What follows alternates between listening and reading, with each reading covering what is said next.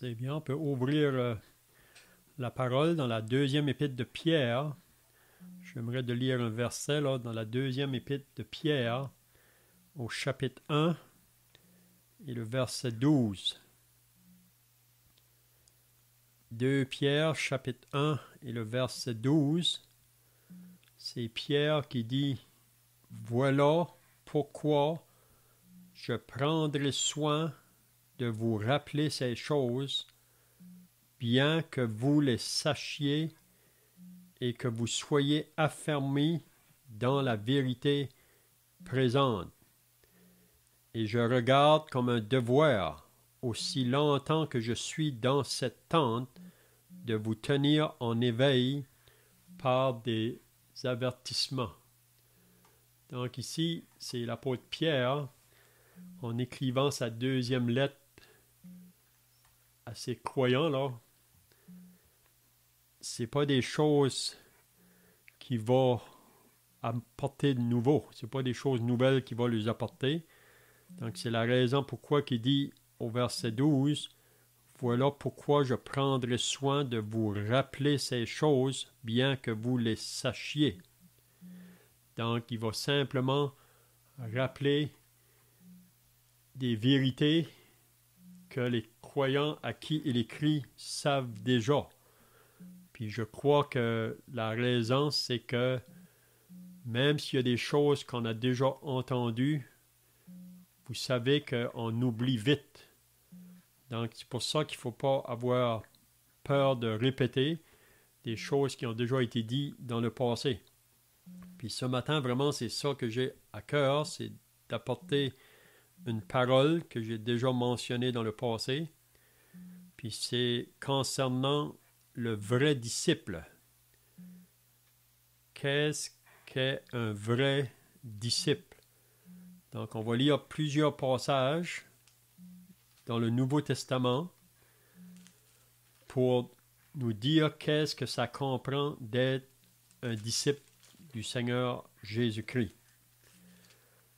Donc, le premier passage qu'on va regarder ce matin, c'est dans Matthieu au chapitre 28. Matthieu au chapitre 28. Puis on va lire à partir du verset 16. Puis pour donner la définition du vrai disciple, qu'est-ce que je voudrais faire ce matin? C'est prendre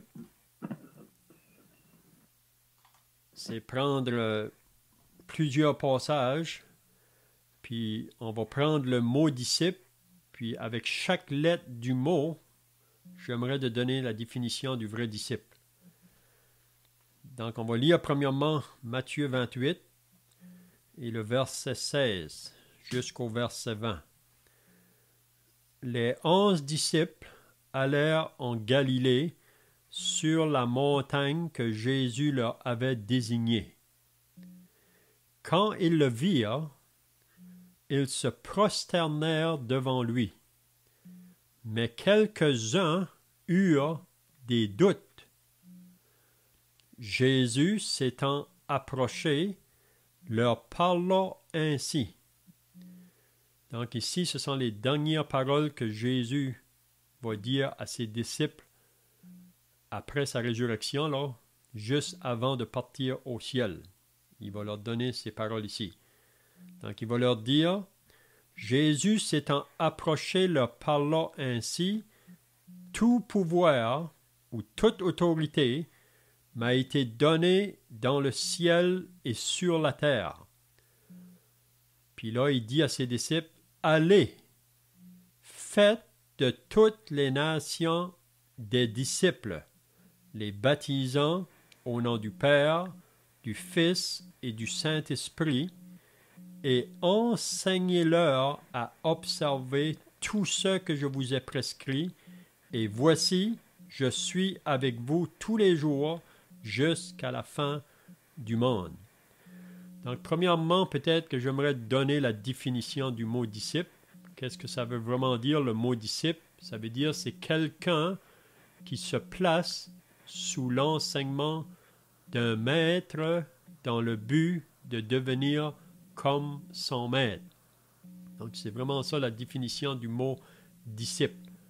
Vous savez que dans le monde aujourd'hui, beaucoup de personnes sont disciples d'un maître ou d'un gourou, mais c'est toujours la même pensée là. Ils veulent être sous l'enseignement de ce maître-là pour devenir comme leur maître. Mais ce matin, ce que je veux partager vraiment, c'est concernant le vrai disciple de Jésus-Christ. On peut être un disciple d'un gourou ou d'un prophète quelconque, mais qu'est-ce qui importe vraiment, c'est d'être un disciple de Jésus-Christ. Parce que vraiment, c'est en étant un disciple de Jésus-Christ qui va faire que nous pourrons être au ciel un jour. Être un disciple d'un gourou ou d'une personne qui se dit prophète, mais si vraiment que ça ne peut pas nous amener dans la présence de Dieu. C'est d'être un disciple de Jésus-Christ. Donc, comment qu'on peut devenir un disciple? Donc, c'est peut-être la question qu'on peut demander aussi. Donc, Jésus a ordonné ou a commandé à ses disciples avant de partir au ciel d'aller par toutes les nations pour faire des disciples. Donc, pour qu'un disciple, une personne peut devenir un disciple de Jésus-Christ, il faut donc que le message de l'Évangile lui soit apporté. Parce que c'est par la réception de ce message-là qu'une personne devient disciple de Jésus-Christ. Donc, la responsabilité des disciples, à ce moment ici, là, quand Jésus leur dit d'aller, faites de toutes les nations des disciples, donc leur responsabilité, c'est d'aller par toutes les nations. On ne fait pas de différence de peuple ou de langue. On est appelé à aller vers toutes les nations. Puis, on va annoncer le message par lequel on peut devenir un disciple. Donc, chaque personne qui est sous le message de l'Évangile, il devient responsable à ce moment-là de qu'est-ce qu'il va faire avec ce message. Puis, s'il croit à ce message, donc il devient disciple de Jésus. S'il le refuse, donc il ne sera pas un disciple de Jésus-Christ. Puis aussi la responsabilité de ceux qui vont avec le message, après qu'une personne a répondu à l'appel, là, qui est maintenant un disciple, ceux qui lui ont apporté le message sont responsables pour enseigner cette personne-là. Et même, c'est ça que Jésus a dit, là, allez, faites de toutes les nations des disciples. La première chose, après qu'on devient un disciple, c'est d'aller dans les eaux du baptême. Donc, c'est ça que les disciples devaient enseigner à ceux qui devenaient disciples. D'aller dans les eaux du baptême, puis ensuite, on doit les enseigner.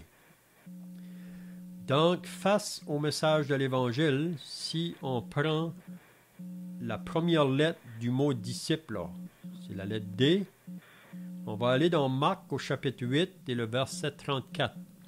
Marc 8 et le verset 34.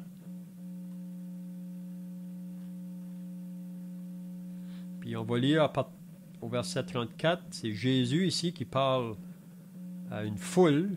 Il va leur dire, puis, ayant appelé la foule avec ses disciples, il leur dit, si quelqu'un veut venir après moi, qu'il renonce à lui-même, qu'il se charge de sa croix et qu'il me suive.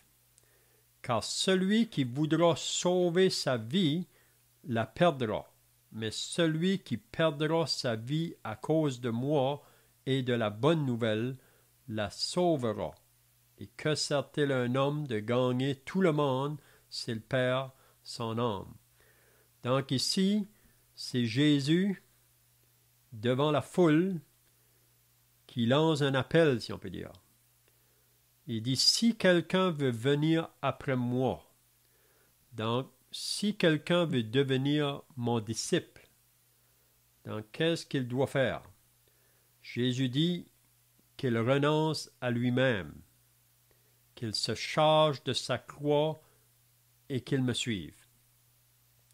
Donc, on voit face à l'appel de l'Évangile ou face à l'appel du Sauveur, on est responsable de prendre une décision.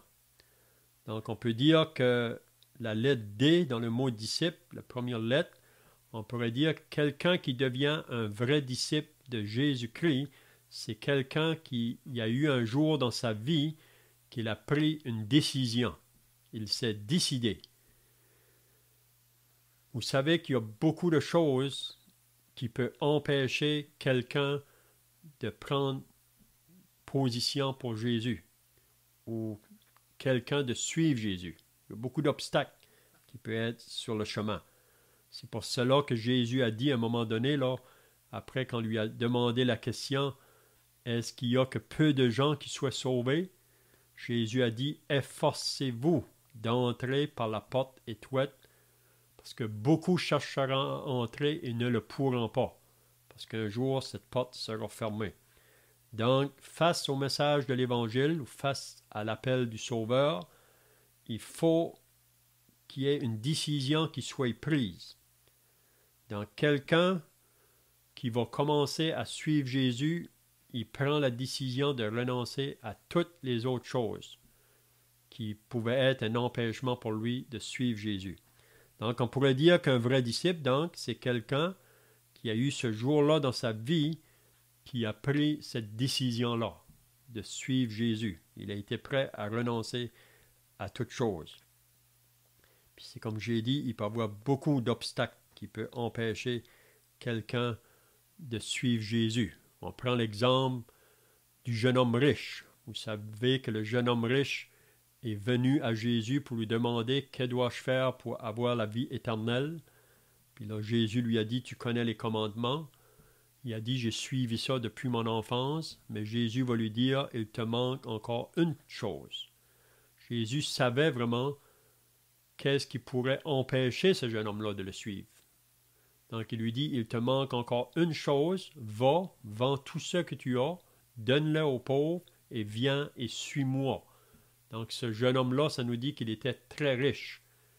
Donc, face à l'appel du Sauveur, il avait une décision à prendre, mais il a décidé de garder ses richesses puis de ne pas suivre Jésus.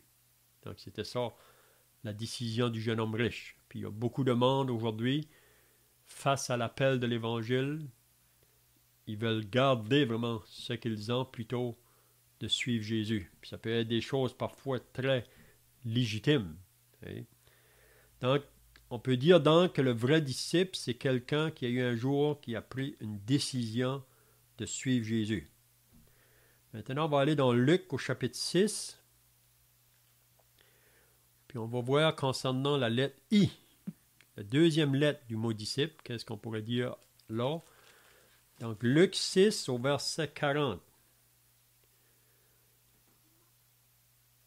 Ce sont les paroles de Jésus qui dit « Le disciple n'est pas plus que le maître, mais tout disciple accompli sera comme son maître. » Donc, qu'est-ce qu'on apprend ici?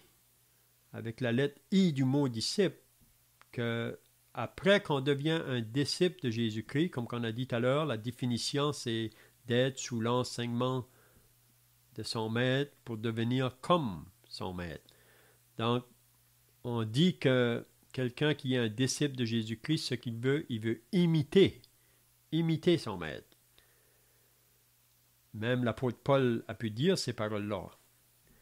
Soyez mes imitateurs comme je suis moi-même de Christ. Parce que Paul, vraiment, comme un disciple de Jésus-Christ, il était un imitateur de Jésus-Christ. Puis il demandait aux autres aussi de faire la même chose. Donc un disciple, donc, Jésus dit, n'est pas plus que le maître. On ne deviendra jamais plus que le maître. Mais tout disciple accompli, ou tout disciple mature, si on peut dire, ou tout disciple qui va faire du progrès pour devenir plus comme son maître, ça ne se fait pas dans un jour. Vous savez, le moment qu'on est sauvé, qu'on a répondu à l'appel de l'Évangile, À ce moment-là, on devient un disciple de Jésus. Puis comme on a dit tout à l'heure, un des premiers pas pour un disciple, c'est d'aller dans les eaux du baptême pour dire publiquement ce qui lui est arrivé le jour de sa conversion, qui s'est identifié à la mort de Christ, à son ensevelissement, à sa résurrection. Mais ici, il nous dit, tout disciple accompli sera comme son maître. Donc, pour pouvoir devenir plus comme le maître, pour qu'on devienne des disciples accomplis ou matures, pour moi, cela va se faire dans la mesure là qu'on va obéir à l'enseignement du maître. Donc, si le maître nous enseigne des choses, on veut l'obéir. Puis quand on obéit, donc, on progresse, on avance, on devient plus semblable à lui. Et on est tout appelé vraiment à cela, à imiter le maître. Donc, on peut dire la deuxième lettre du mot disciple, la lettre I, c'est qu'un vrai disciple, son désir, c'est de devenir comme le maître ou qui veut imiter son maître. Maintenant, on va aller dans l'évangile de Marc au chapitre 10. On va voir qu'est-ce qu'on peut dire avec la lettre S. Marc au chapitre 10. Et on lit à partir du verset 43. C'est toujours Jésus là, qui parle à ses disciples. Il dit, « Il n'en est pas de même au milieu de vous. Mais quiconque veut être grand parmi vous, qu'il soit votre serviteur. Et quiconque veut être le premier parmi vous, qu'il soit l'esclave de tous. Car le Fils de l'homme est venu non pour être servi, mais pour servir et donner sa vie comme la rançon de plusieurs. » Donc ici, qu'est-ce qu'on apprend d'un vrai disciple? C'est quelqu'un qui est appelé à servir. Vous savez, ici, c'était la question parmi les disciples, c'est qui ce qui va être le plus grand parmi eux? Vous savez, ça, c'est dans la nature humaine, de vouloir être le plus grand, ou celui qui est le plus fort, ou être en avant de tout. C'est dans la nature humaine. Mais ici, Jésus va apprendre à ses disciples pour être le premier. Quand on est associé à un disciple du Seigneur, là, pour être le premier, il faut qu'on soit prêt à servir. Dans le monde aujourd'hui, celui qui veut être le premier ou celui qui est premier, c'est celui qui se fait servir. Mais dans le royaume de Dieu, celui qui va être grand devant le Seigneur, c'est ceux qui sont prêts à servir les autres. C'est ça qu'on a appelé à faire. Puis Jésus est vraiment l'exemple suprême de cela. Puis c'est ça qu'il dit, c'est à ses disciples. Moi, je ne suis pas venu pour être servi, je suis venu pour servir. Donc, il dit, si vous voulez être grand, soyez des serviteurs. Soyez prêts à servir les autres autour de vous. Donc, c'est ça qu'on a appelé, donc, un vrai disciple, c'est quelqu'un qui va être prêt à servir les autres. Donc, maintenant, on va aller dans l'évangile de Jean, au chapitre 16. Jean, au chapitre 16, on va voir concernant la lettre C du mot disciple. Jean 16, et on va lire le dernier verset. C'est Jésus encore qui parle à ses disciples.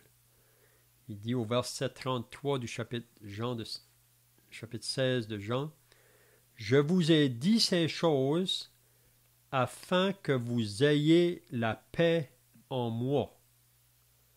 Vous aurez des tribulations dans le monde, mais prenez courage, j'ai vaincu le monde. » Donc ici, qu'est-ce qu'on apprend?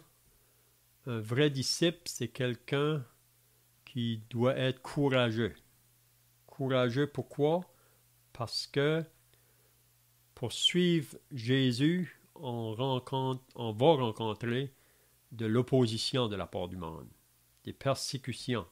Même Jésus l'a dit dans le chapitre 15. « Si le monde vous haït, sachez qu'il m'a haï avant vous. » Si vous étiez du monde, le monde vous aimerait, mais parce que vous n'êtes plus du monde, on est toujours dans le monde, mais on ne fait plus partie du monde, le monde va vous haïr.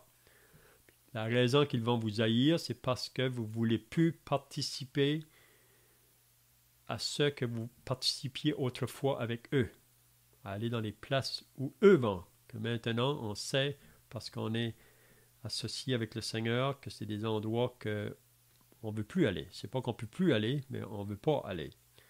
Donc, c'est pour ça que ça prend du courage. Un vrai disciple a besoin du courage pour savoir quand dire oui, quand dire non, face peut-être à ceux qui nous entourent, qui nous demandent pour peut-être aller dans certaines places. Donc, il y a un temps qu'il faut savoir dire oui ou un temps qu'il faut savoir dire non. Donc, on peut voir ici qu'un vrai disciple, c'est quelqu'un qui doit être courageux. On va aller maintenant dans Matthieu chapitre 6. Matthieu chapitre 6 et le verset 19. Là, on est rendu avec la deuxième lettre I dans le mot disciple. Puis ici, j'aime avoir qu'est-ce que Jésus nous dit. C'est là dans Matthieu 6, 19. Il dit « Ne vous amassez pas des trésors sur la terre, où la teigne et la rouille détruisent, et où les voleurs percent et dérobent. Mais amassez-vous des trésors dans le ciel, où la teigne et la rouille ne détruisent point, et où les voleurs ne percent ni ne dérobent. Car là où est ton trésor, là aussi sera ton cœur. » Donc ici, j'aime à penser, dans la deuxième lettre du I, dans le mot disciple, on pourrait dire ici, c'est un vrai disciple, c'est quelqu'un qui va être prêt à investir son argent, son énergie, son temps pour s'amasser un trésor dans le ciel. Vous savez que Dieu nous confie des biens, puis c'est bien de la part de Dieu, mais les biens qu'il nous confie, ça peut être ma maison, ça peut être ma voiture, ça peut être mon argent, ou toute autre chose. Dieu veut qu'on le mette à son service. Il veut qu'on utilise ça. Ça peut être dans le côté de l'évangélisation, ou ça peut être dans le côté d'apporter du bien au peuple de Dieu, ou pourvoir aux besoins du peuple de Dieu. Donc ça, c'est une manière qu'on fait pour investir pour le ciel, si on peut dire. Donc il dit, ne vous amassez pas des trésors sur la terre, où la teigne et la rouille détruisent. Vous savez, les choses qu'on possède présentement sur la terre, ça peut être nos voitures, ça peut être nos maisons, n'importe quoi. Un jour ou l'autre, ça va se détruire. Mais le trésor qu'on se amasse dans le ciel, ça ne sera jamais détruit. Donc, il y a des choses, vous savez, qu'on doit prendre soin. C'est légitime, mais ce n'est pas ça qui devrait être nos priorités. C'est ça que Jésus veut nous enseigner ici. Ne vous amassez pas des trésors sur la terre, où la teigne et la rouille détruisent, où les voleurs percent, mais amassez-vous un trésor dans le ciel. Donc, qu'est-ce que je suis prêt à investir pour me ramasser un trésor dans le ciel? Donc, on peut voir ici, donc, un vrai disciple, c'est quelqu'un qui va être prêt à investir, on pourrait dire, le talent que Dieu lui a confié, ou la mine. Et on voit ça dans d'autres passages, là. OK, maintenant, on va aller dans les Actes au chapitre 2. Les Actes au chapitre 2. Et le verset 42. On lit à propos des premiers chrétiens, ou les premiers disciples. Acte 2, 42, qu'est-ce qu'on lit à propos des autres? On lit au verset 41. « Ceux qui acceptèrent sa parole furent baptisés, et en ce jour-là, le nombre des disciples s'augmenta d'environ 3000 âmes. Ils persévéraient. » Donc, on peut dire, dans la lettre P maintenant. Il persévérait. Donc, un vrai disciple, c'est quelqu'un qui persévère dans l'enseignement des apôtres, dans la communion fraternelle, dans la fraction du pain et dans les prières. Donc, on voit deux mots avec la lettre P, persévérer et prier. Donc, on peut dire que un vrai disciple, c'est quelqu'un qui va être persévérant parce que on va rencontrer beaucoup d'adversité dans la marche avec le Seigneur. Donc, on persévère. Puis ensuite, l'importance de la prière. On dit que la prière, c'est comme l'air que nous respirons. Vous savez, c'est ça qui maintient notre communion avec Dieu. Donc, l'importance de la prière. Donc, un vrai disciple, donc, c'est quelqu'un qui persévère, c'est quelqu'un qui va prier. On pourrait dire aussi, c'est quelqu'un qui va parler de son Sauveur aux autres. Ça, c'est le caractéristique d'un vrai disciple. On va maintenant dans Romains au chapitre 6. On va aller voir concernant la lettre L dans le mot disciple. Romains au chapitre 6.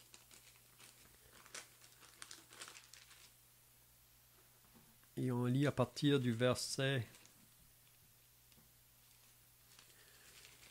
Romains 6 et le verset 20. Peut-être qu'on peut lire au verset 19.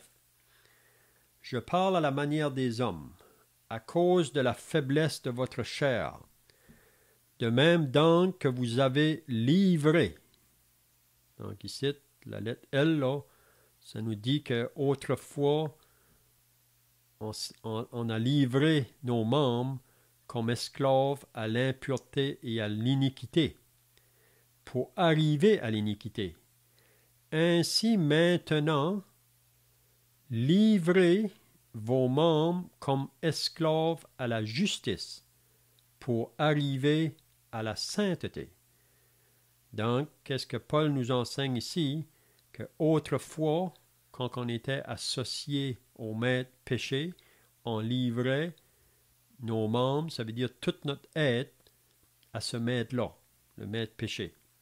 Mais maintenant que nous sommes associés à un nouveau maître, maintenant qu'on est le disciple de Jésus-Christ, c'est lui notre nouveau maître.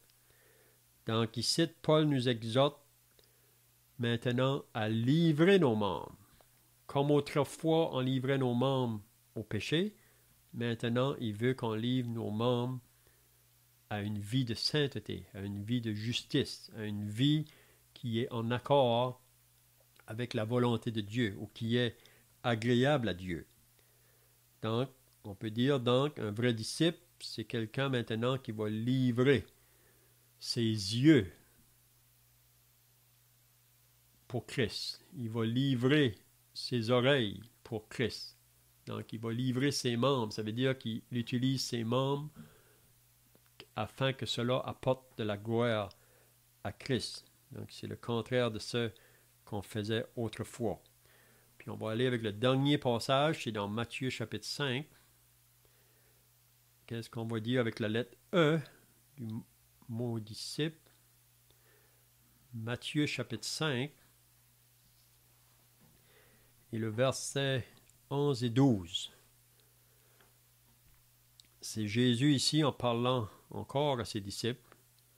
Puis ça, c'est vraiment son enseignement, là. Son premier enseignement dans l'évangile de Matthieu. Puis là, il mentionne concernant ceux qui sont heureux ou qui connaissent le bonheur. Il dit « Heureux serez-vous lorsqu'on vous outragera, qu'on vous persécutera et qu'on dira faussement de vous toutes sortes de mal à cause de moi. Réjouissez-vous et soyez dans l'allégresse, parce que votre récompense sera grande dans les cieux, car c'est ainsi qu'on a persécuté les prophètes qui ont été avant vous. » Donc ici, j'aime à penser que avec la lettre E, là, la dernière lettre du mot disciple, on pourrait dire qu'un vrai disciple, c'est quelqu'un qui va être prêt à endurer des outrages, de la persécution, endurer qu'on dise de lui toutes sortes de mal à cause du Christ. Okay? Donc, un vrai disciple, donc, c'est quelqu'un qui est prêt à endurer du mépris, endurer des injures, de la moquerie pour le nom de Christ. Ça caractérise un vrai disciple. Donc, c'est comme j'ai dit tout à l'heure, quand on devient un disciple, quand on est nouveau disciple, ce n'est pas des choses qu'on possède, ces choses ici. Mais à mesure qu'on avance dans notre vie chrétienne, on devrait être capable de ressembler à ce que Jésus nous dit là, concernant le vrai disciple. Donc, c'est tout ce que je veux dire concernant ce sujet-là. Donc, on espère que ces paroles-là vont nous sonder tous. Puis, ça va être notre désir davantage de vouloir être plus comme notre maître, de vouloir l'imiter. Puis, on sait qu'au travers de cela, ça va être dans le but de gagner d'autres à Christ. On va être comme une bonne odeur, si on veut dire, de Christ pour gagner d'autres à Christ. Donc, si un frère maintenant peut terminer par la prière. Merci pour ce temps précieux qu'on a eu ce matin pour pouvoir amener nos louanges à ton Fils unique, celui qui a payé un si grand prix pour nous racheter. Et Père, on te remercie pour l'enseignement qu'on a reçu concernant le disciple et certainement notre prière et qu'on pourrait, chacun de nous, dans les jours qu'on a à vivre ici-bas, devenir de plus en plus à la ressemblance de ton Fils. Et on sait que c'est ça ton désir, c'est ça que tu peux produire en nous par le Saint-Esprit. Tu veux qu'on puisse l'imiter afin que chacun de nous, on puisse être des luminaires dans ce monde qui brille et que par notre témoignage, même d'autres pourraient être attirés à venir au Sauveur. Donc, on te prie ces choses que tu puisses nous garder, chacun de nous. On te prie au nom du Seigneur Jésus-Christ. Amen. C'est bien, on peut ouvrir la parole dans la deuxième épître de Pierre. J'aimerais de lire un verset là, dans la deuxième épître de Pierre, au chapitre 1 et le verset 12. 2 Pierre, chapitre 1 et le verset 12. C'est Pierre qui dit « Voilà pourquoi je prendrai soin de vous rappeler ces choses, bien que vous les sachiez et que vous soyez affermis dans la vérité présente. Et je regarde comme un devoir, aussi longtemps que je suis dans cette tente, de vous tenir en éveil par des avertissements. » Donc ici, c'est l'apôtre Pierre, en écrivant sa deuxième lettre à ses croyants, là. C'est pas des choses qui vont apporter de nouveau. C'est pas des choses nouvelles qui vont les apporter. Donc, c'est la raison pourquoi il dit au verset 12, « Voilà pourquoi je prendrai soin de vous rappeler ces choses, bien que vous les sachiez. » Donc, il va simplement rappeler des vérités que les croyants à qui il écrit savent déjà. Puis je crois que la raison, c'est que même s'il y a des choses qu'on a déjà entendues, vous savez qu'on oublie vite. Donc, c'est pour ça qu'il ne faut pas avoir peur de répéter des choses qui ont déjà été dites dans le passé. Puis ce matin, vraiment, c'est ça que j'ai à cœur, c'est d'apporter une parole que j'ai déjà mentionnée dans le passé. Puis c'est concernant le vrai disciple. Qu'est-ce qu'est un vrai disciple? Donc, on va lire plusieurs passages dans le Nouveau Testament pour nous dire qu'est-ce que ça comprend d'être un disciple du Seigneur Jésus-Christ. Donc, le premier passage qu'on va regarder ce matin, c'est dans Matthieu au chapitre 28. Matthieu au chapitre 28. Puis on va lire à partir du verset 16. Puis pour donner la définition du vrai disciple, qu'est-ce que je voudrais faire ce matin? C'est prendre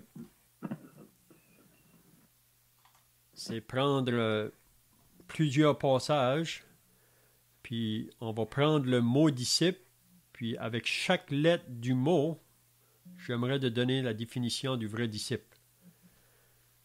Donc on va lire premièrement Matthieu 28 et le verset 16 jusqu'au verset 20.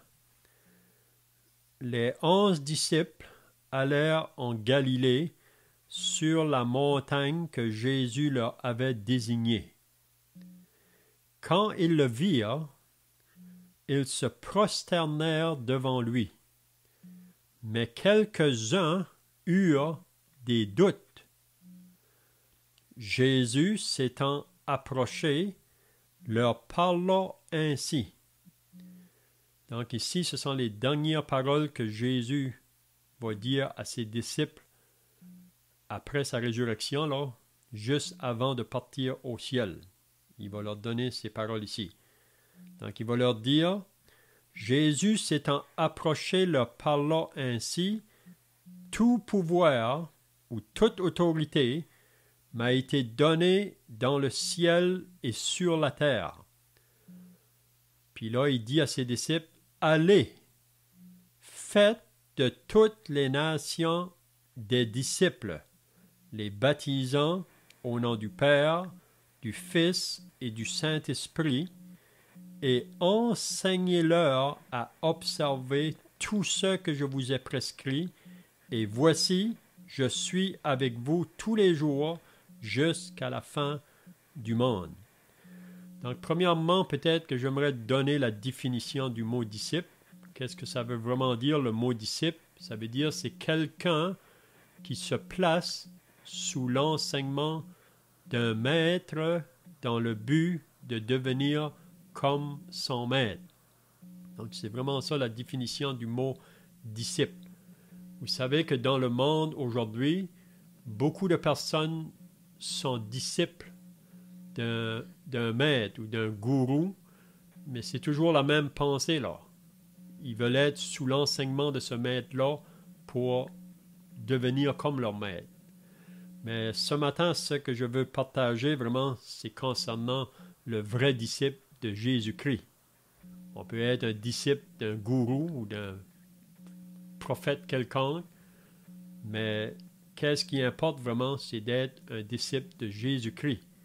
Parce que vraiment, c'est en étant un disciple de Jésus-Christ qui va faire que nous pourrons être au ciel un jour. Être un disciple d'un gourou ou d'une personne qui se dit prophète, mais si vraiment que ça ne peut pas nous amener dans la présence de Dieu. C'est d'être un disciple de Jésus-Christ. Donc, comment qu'on peut devenir un disciple? Donc, c'est peut-être la question qu'on peut demander aussi.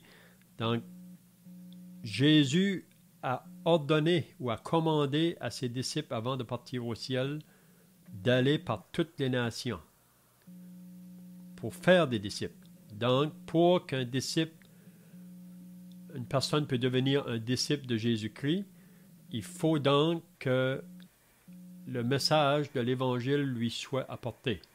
Parce que c'est par la réception de ce message-là qu'une personne devient disciple de Jésus-Christ. Donc, la responsabilité des disciples, à ce moment ici, là, quand Jésus leur dit d'aller, faites de toutes les nations des disciples, donc leur responsabilité, c'est d'aller par toutes les nations. On ne fait pas de différence de peuple ou de langue. On est appelé à aller vers toutes les nations. Puis, on va annoncer le message par lequel on peut devenir un disciple. Donc, chaque personne qui est sous le message de l'Évangile, il devient responsable à ce moment-là de qu'est-ce qu'il va faire avec ce message.